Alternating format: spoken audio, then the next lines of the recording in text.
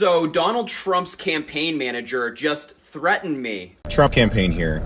Look, I know you've got to be smarter than this. So what you're trying to imply here is... Yes, one day ago, I did a video.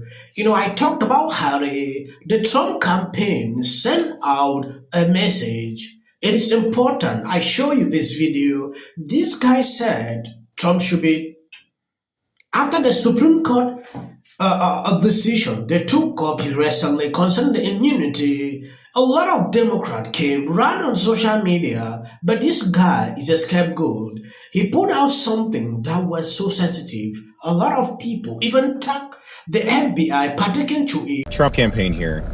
Look, I know you've got to be smarter than this. So what you're trying to imply here is that Chris gave a threat towards you, when in fact we all know what Chris meant by that. And what is going to happen is within the next 72 hours of you making that ridiculous emotional tweet, you will have a visit from the U.S. Secret Service. Now, you may think that's no big deal, and you're not going to be charged with anything more than likely. However, allow me to explain to you what you can expect next. You see, when I'm asked, I always describe the U.S. Secret Service as being the most powerful entity within the U.S. government. Now, they are absolutely tasked with some of the hardest work of any individual in the government. And they will absolutely protect whomever their protectee is, despite their own political beliefs, their bias, or anything else that may come in and interfere with that. You may not think anything is wrong with that tweet because you're likely not going to be charged, right? But you're going to end up on a list. And what that list is going to do is absolutely prevent you from ever visiting your friend Joe Biden again, whether he is in office or post-presidency. It's going to keep you from entering any federal building in Washington, D.C. or anywhere else in this country where an elected official is at the time of your visit. TSA pre-check, regular TSA check, expedited passport, expedited re-entry, global entry. All of that, my friends, you're going to have a little bit of an issue with it. So you can essentially kiss your activist career goodbye. Because even if the Democrats love you and they want you, you're not going to be allowed around any of them. And to stop and think that you made all of this happen because you were unable to contain your emotions, you went on Twitter and you made a tweet that implied or incited violence against the former president of the United States. You did all of this without even making any sense, because the ruling by the Supreme Court doesn't even define what is within the scope of official duties. The Supreme Court themselves even said that needs to be defined by the lower courts. So what you stated here is absolutely asinine, but yet you couldn't hold your emotions. You had to run to Twitter, you had to run your mouth, and you had to lose all control just for a couple of clicks and views. So good luck, my friend. Kiss your career goodbye. If you ever want a career in politics, it's not going to happen. Quite frankly, I think the rest of us, at least on this side of Capitol Hill, we're happy for you. Yes, he cannot even learn. Even after this situation, he still went to run. A lot of people are now destroying him on social media like never before. I don't understand why a young person like this, who is still struggling to balance up, will involve into things bigger than him. It is not a bad thing to join politics, but know exactly what you are doing. Don't just run. Don't just post things because you feel, it is important. Do it. All the money driving you. We understand this guy is being paid by by Biden. We have proof of that. Look, I get it. I know there are people out there who want a different candidate. Instead of complaining, instead of being so sad about the current prospects, how about you lace up, get a clipboard, and go out there and go door to door and try to convince your neighbors to vote for Joe Biden. What?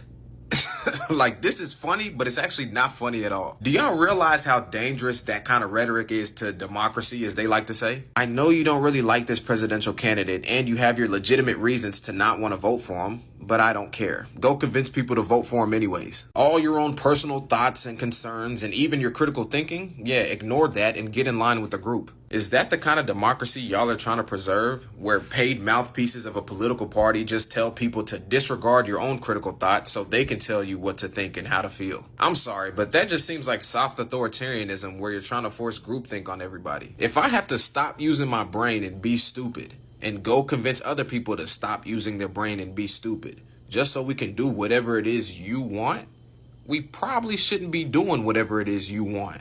It's almost 2 weeks straight that Democrats can't sleep from one bad news to another. What can be unburdened by what has been. And be unburdened by what has been, you know? What can be unburdened by what has been. What can be unburdened by what has been. What can be unburdened by what has been. What can be unburdened by what has been.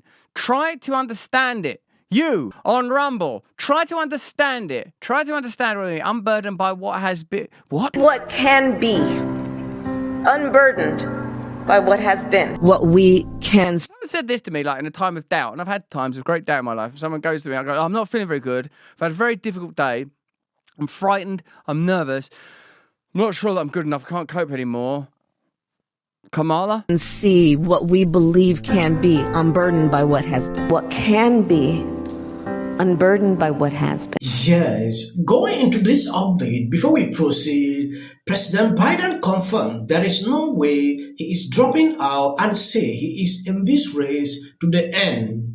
Great job, Joe. Let me say this as clearly as possible. Can I simply and straightforward as I can? I'm running. No one is pushing me out. I'm not leaving. I'm in this race to the end and we are going to win, he said. According to Politico, the pair was reportedly rallying the staff on a call and reassuring them that they are staying on the ticket together. According to WAPO, the development comes. Harry continued to climb in betting market and a new internal polling shows Biden getting trounced. Okay, a lot of people speculated that Kamala Harris would be the president. Yeah, will be the running mate with Trump. People compare her with a lot of people, and she is coming the only person that can stand with Trump. But now, that made it clear, like, it isn't possible. I'm not stepping out. So you can understand exactly what is happening here. It's been a masterclass. 15.6 million jobs. That's a masterclass. Forget the debate. Anyone can have 90 minutes off and ignore someone that's landing on a parachute just in front of them, and anyone could walk the wrong direction off a stage. We've all done it. But other than that, there's been a masterclass. That's 8 times more than the last 3 Republican presidents combined. The only thing the last 3 Republican presidents have in common is recessions. Democrats deliver. This president has delivered. We need to deliver for him at this moment. With all due respect, the more time we... But I watched CNN today, and they had the presidential debate, the U.S. presidential debate. Democratic operatives posing as journalists, and all of them were, like, shocked to discover that Joe Biden has dementia. Like, they couldn't believe it.